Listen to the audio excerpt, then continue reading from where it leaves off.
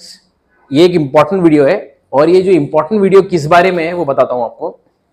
आपने अगर at least notice किया होगा कि कुछ दिनों से स्टॉक मार्केट कुछ इस तरीके से चल रहा है, एक लंबा स्पाइक आता है फिर शांति से।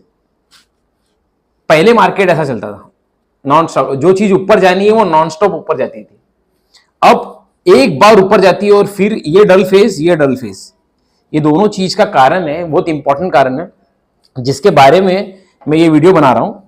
तो ये वीडियो बनाने से पहले मैं चाहता हूं आप स्क्रीन में एक सर्कुलर देखो और फिर वो सर्कुलर के बारे में मैं आपको डिटेल्स देता हूं। ये हमारे ब्रांच मैनेजर का मुझे मैसेज आया कि dear client, this is with reference to SEBI circular 2021, penalty for intraday shortfall collection. Okay, चालू होगा applicable from 13 Feb. Credit sale होना चाहिए 80% का और विल नॉट बी अलाउड, यानी जो सेल आपने जो स्टॉक बेचा है उसके अगेंस्ट माल खरीदने नहीं मिलेगा। अब इसका मीनिंग समझ के लेते हैं पहले। मार्केट की डेप्थ समझ के लो कि पूरे मार्केट में समझ लो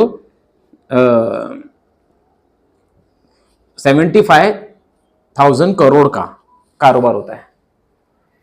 अब क्या होता था, मैंने ये मंडे समझ के लो और मंडे के आगे मैं लिखूंगा D1, ये डे 1 है और ये मंडे है। 75,000 करोड़ का माल सेल हुआ, ठीक है, और इमीडिएटली इसी पैसे के सामने 75,000 करोड़ का माल बाय हो गया, तो 1.5 लाख करोड़ का टर्नओवर हो गया।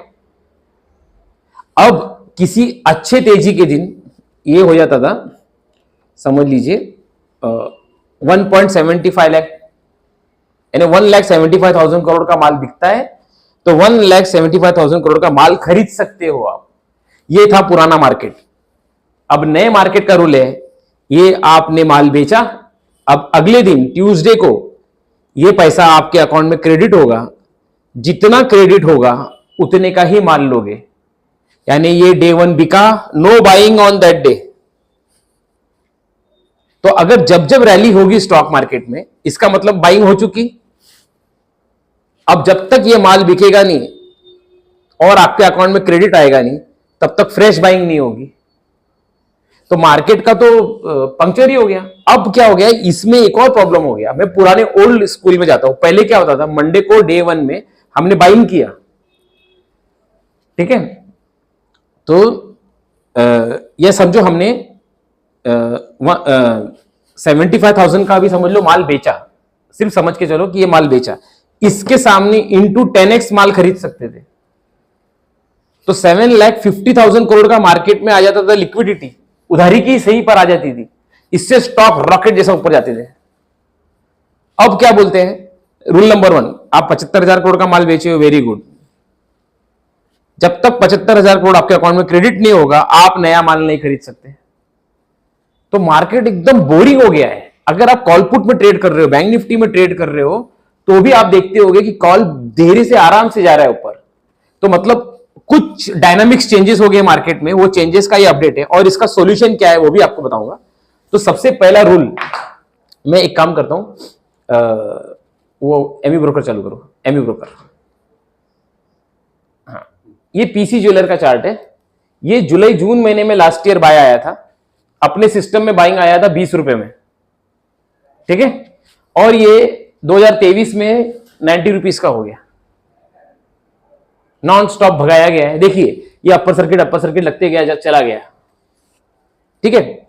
अभी यहीं पे दूसरा स्कैपलर लगाओ, ये स्कैपलर, ये अपने सिस्टम में बाइंग आया था लास्ट ईयर जुलाई में, ठीक है।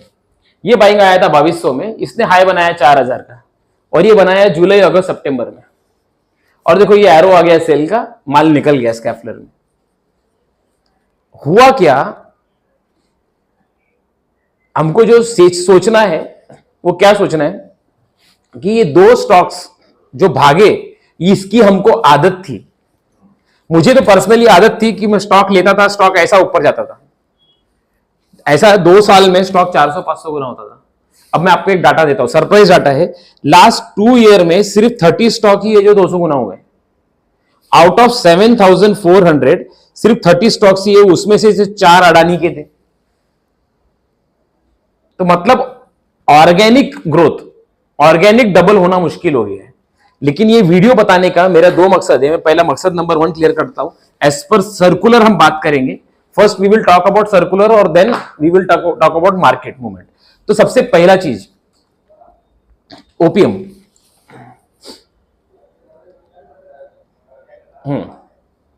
दोस्तों इधर पहले यहां ध्यान दीजिए, यहां ध्यान दीजिए।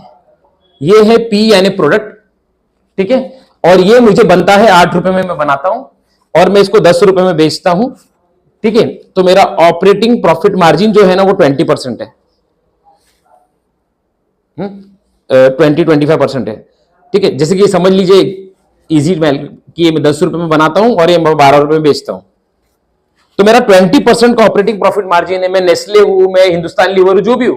अब एडवर्टाइजमेंट कॉस्ट, लोगों का एम्प्लॉय कॉस्ट, रॉ मटेरियल खरीदना, सब कुछ मेरा ये 20 रुपए के अंदर होएगा, राइट। अब हमारा कहना क्या है, जिस कंपनी का ये 20% ऑपरेटिंग प्रॉफिट मार्जिन है वो स्टॉक सिर्फ 5% बढ़ रहा है। जिस कंपनी का माइनस में ऑपरेटिंग प्रॉफिट मार्जिन है वो 200% अप है। मार्केट में ये ऑपरेटर्स करते थे, they used to rig the stocks. तो सेबी ने बोला ऐसा कोई भी स्टॉक में अचानक बाइंग हुई तो उन्होंने एक नया लॉ निकाला जो था ASM, additional surveillance measurement. ASM का सर्कुलर लगाओ। नहीं, इसमें से कहीं एक है एएसएम।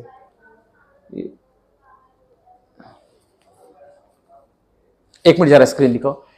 एडिशनल सर्विलेंस मेजर्स, ये एक लिस्ट है जिसके अंदर हर हफ्ते स्टॉक ऑटोमेटिकली चला जाता है और चला जाने के बाद उस स्टॉक्स में फंडिंग बंद हो जाती है और बल्क डील बंद हो जाती है। मेरे को अगर एक साथ 50 लाख का माल खरीदना है अलाउड नहीं, फंडिंग से खरीद रहा हूं अलाउड नहीं, लीवरेज में खरीद रहा हूं अलाउड नहीं, और वो उसके अंदर कम से कम 90 दिन रहता है स्टॉक। यानी मेरे को मेरा इंटेंशन है उसको भगाने का, ऑपरेटर को। अब मैंने माल डाल भी दिया, अब मेरा माल अटक गया। अब कंपनी क्या करती है, उसके रिजल्ट से मैच करती है, अच्छा काम कर रहा है क्या, ओपीएम अच्छा हो रहा है क्या, नेट प्रॉफिट अच्छा हो रहा है कि, फिर उसको एएसएम से बाहर निकाल लेती है। एएसएम से बाहर निकालने के बाद वो स्टॉक अच्छा भागने लगता है, नहीं तो वो स्टॉक लेट गया। तो ये पहला झटका लगा था, ये 2019 से या 2020 से ये एक्टिव हो गया एएसएम, जिसके बाद से मल्टी बैगर स्टॉक्स का काम करना बंद हो गया। हमारे ओनली टेक्निकल पैरामीटर पे जो बाय आते थे ना वो चलना बंद हो गए, पर जो टेक्निकल और फंडामेंटल में जो क्वालिफाई हो रहे वो अभी भी चल रहे हैं, ठीक है। अब क्या हुआ, इसके बाद सेकंड डंडा लगाया सेबी ने, मार्जिन फंडिंग बंद कर दी। इंट्राडे लीवरेज था 10%, जिससे अच्छे स्टॉक्स में इंट्राडे का भी एक पार्टिसिपेशन आता था, वो बंद हो गया। डिलीवरी के पार्टिसिपेशन में उन्होंने एक नया रूल लगा दिया जिसको बोलते हैं मार्जिन फंडिंग। इसको 18% आपको देना पड़ेगा ब्याज, ठीक है। और एक और प्रॉब्लम है, जो मार्जिन फंडिंग प्रोवाइडर है, जो लेंडर है, उनकी एक शर्त है, आप एक साथ 3 स्टॉक खरीदोगे। अरे मुझे सिर्फ रिलायंस लेना है, नहीं सर ऐसा नहीं है, हमारा रिस्क डिवाइड करने के लिए 2 और कुछ लेना पड़ेगा। कौन लेगा, यानी लोगों ने मार्जिन फंडिंग का भी काम करना बंद कर दिया। अब इससे में एक और लफड़ा हुआ कि मार्जिन फंडिंग बंद हो गई, एएसएम लिस्ट में स्टॉक्स चला जाने लगा, तो इनडायरेक्टली जिन लोगों को आदत थी स्टॉक को 10 गुना 15 गुना करने की, अब उनके स्टॉक्स भी 10 गुना 15 गुना नहीं हो रहे। मार्केट में आने का मेन मकसद जो था ऑपरेटर लोगों का या ट्रेडर लोगों का, वो पूरा नहीं होने लगा। एक अनरेस्ट चालू हो गया, there is market Nifty started underperforming. Now अभी क्या हो गया है, ये 2 चीज था ही था, एक और चीज चालू हो गया जो नया लॉ आया है, वो स्क्रीनशॉट में जो सर्कुलर बताया वहां पे। नाउ रोज का जो डीलिंग होता है, एक बाय होता है, एक सेल होता है। जैसे आपका माल बाय हो गया ना, तो समझ लीजिए, एक मिनट, जो नए सर्कुलर है पहले उसके बारे में सीख लेते हैं। आपके डीमैट में 5 लाख रुपए हैं, ठीक है, 5 लाख रुपीज है आपके डीमैट में, आपने 5 लाख रुपीज के शेयर्स ले लिए, ठीक है। तो now the 5 lakh rupees RS has converted into shares. पहले का रूल क्या बोलता था, दिस इज ऑल्सो रुपी, इसके ऊपर माल ले सकते हो, जिसको बोलते थे फंडिंग मार्जिन। तो मार्जिन का मतलब क्या है, ये शेयर के ऊपर भी माल मिलेगा। अभी ये बंद हो गया, ठीक है। और अभी नए रूल में क्या हुआ, ए एडिशनल सर्विलेशन मेजर, मतलब इसी में एडिशनल एक और चीज है कि ये कंपनी ब्लॉक लिस्ट में चले जाएगी अगर बहुत ज्यादा बाइंग हुआ, नॉट एज पर फंडामेंटल्स। एक अभी जो नया रूल आया है वो क्या बोलता है, this share is not margin, this share is not margin, let this share sold, इसका पैसा मनी क्रेडिट होने दो, क्रेडिट दिखेगा तब बाय करो। तो मतलब मंडे के बाद अगर मेरा क्लाइंट का सारा पैसा अटका है और वेडनेसडे को जब पैसा आएगा तभी वो बाय सेल कर सकता है। मतलब क्या हुआ, वो 3 दिन तक फ्रस्ट्रेटेड रहेगा। अब से भी बोलती है अपना पैसे को मैनेज करके ट्रेड करो, आपके पास 1 लाख है, 80,000 का ट्रेड करो और 20% कैश रहने दो। अगर आपको बाय सेल की इमरजेंसी पड़ती है, नहीं तो we will charge you penalty. अब बड़ा ट्रेडर यहां से ट्रेडिंग करना बंद कर देगा।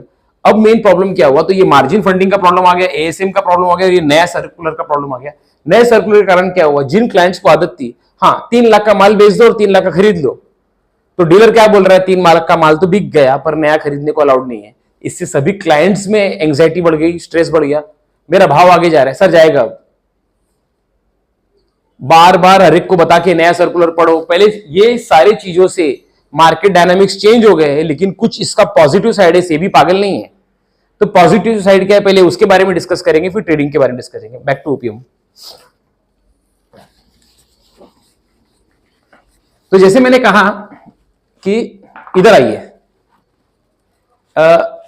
1 मिनट, ये इस पे ध्यान दीजिए। 10 रुपए का प्रोडक्ट है बनाने का, मेकिंग चार्ज, और उसको सेल कर रहे हैं हम 12 रुपए में, और we are enjoying 20% OPM, operating profit margin.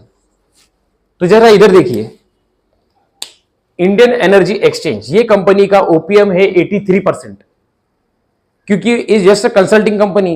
वो जो ज्यादा पावर जनरेट करती है उन लोग को एक्सचेंज कर देती है, खुद फिजिकली कुछ जनरेट करती नहीं है, तो ज्यादा ऑपरेटिंग प्रॉफिट मार्जिन है। फिर यहां आता है डॉलर सीडीएसएल 60%, ओके। गुजरात थीमेसिस, ये इजी ट्रिप प्लानर, सिर्फ टिकट बुकिंग करती है, खुद का तो प्लेन उड़ाती नहीं, खुद का तो होटल है नहीं। तो इन कंपनीज का ओपीएम जो सबसे हाईएस्ट है, यही कंपनी भागेंगी। Not only OPM, other parameters, ये जितने भी पैरामीटर्स है जो हम पढ़ाते हैं सबको, इस पैरामीटर की जो कंपनी है वो ही रन करेगी। बाकी कंपनियां में क्या होगा वो आपको बताता हूं। तो हम क्या करते हैं ना, एक मैं जस्ट ओपीएम के फैक्टर में बता के डिसाइड करता हूं, सिर्फ ये ओपीएम पे कॉन्सेंट्रेट करो, ठीक है। इसको मैं मानता हूं 0। 2 टाइप की कंपनी होती है, जो सिर्फ 2% मार्जिन पे काम करती है पर वॉल्यूम बहुत बड़ा होता है। मैगी बनाता है 40 करोड़ पैकेट्स, उस नेस्ले का मार्जिन सिर्फ 2% है लेकिन वॉल्यूम ज्यादा है, ठीक है।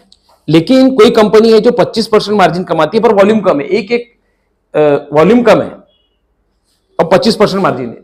और एक कंपनी होती है जो 25% मार्जिन भी कमा रही है और वॉल्यूम भी ज्यादा है, वो आपकी जैकपॉट कंपनी है। अब क्या हो रहा है, तो इसका मतलब market is getting divided between 0 से नीचे के ओपीएम कंपनी, 0 से 5% के OPM company and more than 5%। आपको ऑपरेटिंग प्रॉफिट मार्जिन ही नहीं है, that means you are making losses and stocks are hitting upper circuit. कैसे, तो सेबी इसी को रेगुलेट करना चाहता था और वो अपने टारगेट को अचीव कर लिया है। नाउ अब मैं कुछ स्क्रीनशॉट्स दिखाता हूं, स्क्रीन पे आओ।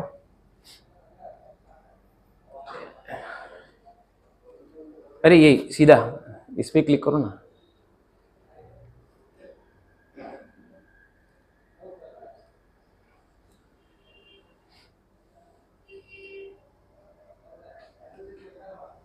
एक स्टॉक है टेक्नोक्राफ्ट इंडस्ट्रीज, ठीक है।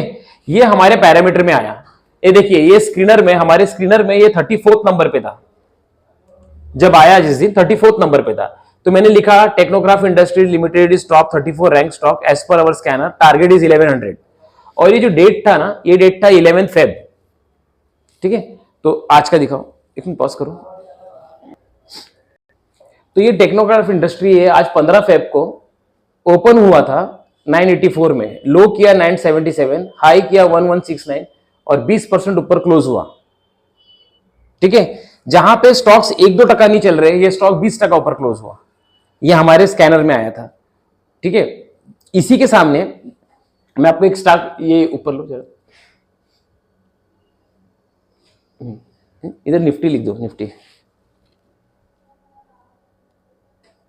पूरा पूरा उड़ा के निफ्टी लिख दो ना, आ जाएगा अपने फटक से, आ गया।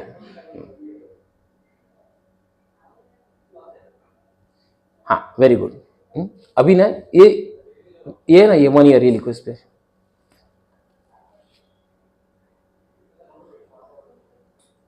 ये देखिए।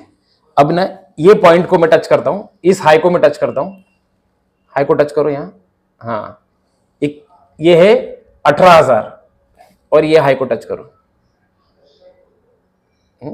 एक साल में सिर्फ 4% रिटर्न, पूरा साल निफ्टी कुछ नहीं किया, बॉटम अप बॉटम, इससे लेकिन एक ट्रेंड मालूम चल रहा है। अब बॉटम से अप ज्यादा मार्केट चलेगा, अप से अप नहीं जाएगा।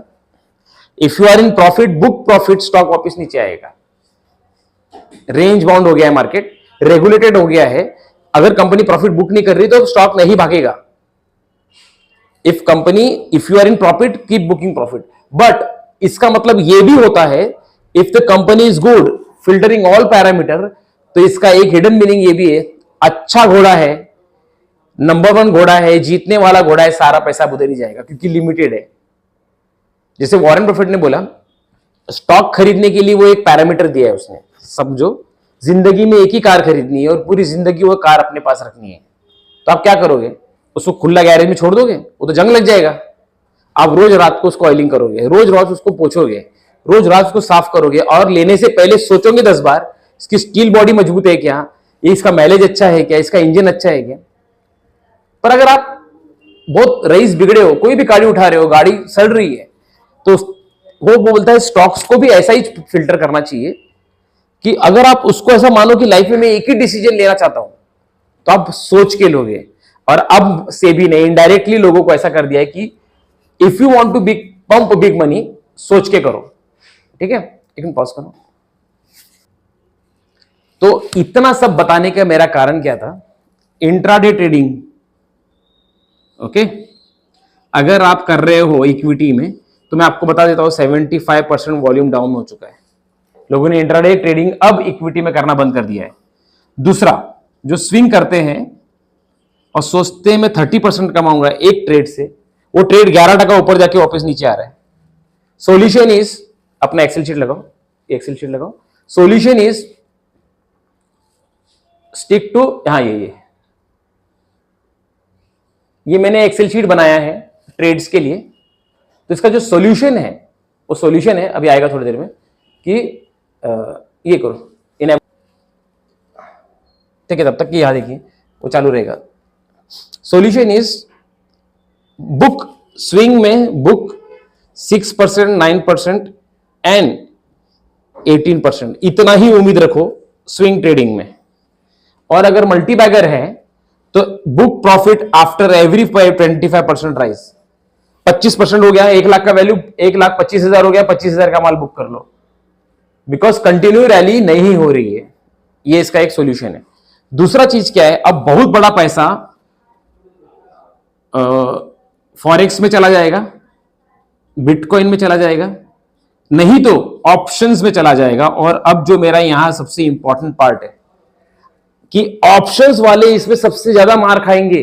सोचो, अगर जिसको आदत थी कि बैंक निफ्टी 2-2 हजार पॉइंट ऊपर नीचे होता है और वो ऑप्शन में 400-400% कमाता है, अब बैंक निफ्टी जाएगा ही ऊपर सिर्फ 150 पॉइंट। तो ऑप्शन ट्रेडर को मैं डे टू डे लॉस करते देख रहा हूं, और वो लॉस क्यों कर रहे हैं बताता हूं। कि समझ लो मैंने 4200 का कॉल लिया, 42,000 का कॉल लिया, और रोज मुझे आदत थी कि मैं 100 रुपए में कॉल लेता था और इसको 200 में बेच देता था। तो अब मेरी आदत बन गई है। अब क्या हो रहा है, 100 का 125 जाके बैक टू डाउन। क्यों? अंडरलाइन इक्विटी ही रेंज बाउंड हो गई और हमारे मन में लग रहा है कि इतनी बड़ी रैली होने वाली है, ये होगा। ये पहले 2 दिन में एक बार होता था, अब बस 15 दिन में एक बार होगा। क्यों? जब पूरे मार्केट का माल बेच के हो जाएगा तो मार्केट में लिक्विडिटी आएगी। जब लिक्विडिटी आएगी तो अच्छे स्टॉक खरीदेंगे। अब जितना मैं जो फंडामेंटल सिखाता हूं, अब मैं जो अपने स्कैनर सिखाता हूं ना, वो अब जितना उनका वैल्यू है ना, उतना पहले नहीं था। पहले जो स्टॉक फंडामेंटल पॉजिटिव नहीं था वो भी भागता था, पहले खराब स्टॉक भी भागता था। सेबी ने जो फनलिंग लगाई है, वो फनलिंग के कारण अपने अच्छे स्टॉक्स के साथ बने रहो, दे विल स्टार्ट रनिंग। और लेकिन ये जो सिक्वेंशियल आए, ये सर्कुलर नंबर 3 लगा देता हूं मैं, समझ लीजिए, ये 3 डैमेज बहुत जबरदस्त मार्केट में हो गया है। वॉल्यूम ड्राइव हो चुका है, ऑलमोस्ट मार्केट का स्ट्रक्चर चेंज हो गया है। हमको वो चेंज स्ट्रक्चर में काम करना है। और मैं आपको सरप्राइज देता हूं, मैं 2018 से यही चेंज स्ट्रक्चर पे काम कर रहा हूं। मैं लिवरेज लेता नहीं, इंट्राडे इक्विटी कैश करता नहीं, और मैं 6, 8, 9, 12 टका में निकल जाता हूं। जहां मुझे फटका पड़ा है वो मेरे मल्टीबैगर से फटका पड़ा है कि मल्टीबैगर में ये तीनों चीजों के कारण रैली धीरे धीरे आती है। पहले मुझे 9 महीने में डबल करने का आदत था स्टॉक, अब वो 9 महीने में नहीं 18 महीने में डबल होगा, जिसको as a investor, trader, as a student आप लोग को अपने प्रैक्टिस में लाना है। अब इसका सॉल्यूशन भी है, निगेटिव सब कुछ नहीं है, इसका पॉजिटिव भी है, सॉल्यूशन भी है कि जो अच्छा स्टॉक होगा उसमें सोच के पैसा आएगा, समझ के पैसा आएगा, तो वो जबरदस्त चलेगा।